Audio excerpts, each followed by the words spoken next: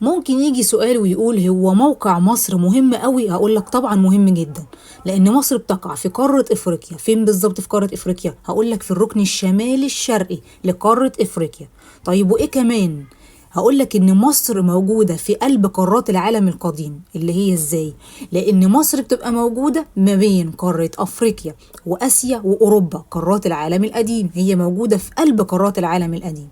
كمان موجودة في قلب الوطن العربي. يعني ايه؟ هقولك مش مصر دي بتتكلم لغة عربية؟ في كذا دولة زيها بتتكلم اللغة العربية، يبقى ده بيقول عليه الوطن العربي. يبقى مصر موجودة في قلب الوطن العربي. ده انا هقولك كمان مصر موقعها مهم اكتر، لان موجود في شمالها البحر المتوسط، وموجود في شرقها البحر الاحمر، وفي الغرب موجود ليبيا، وفي الجنوب موجود جمهورية السودان. وعايز اقولك ان هنا في الشمال وفي الشرق ده مية، وموجود في الغرب وفي الجنوب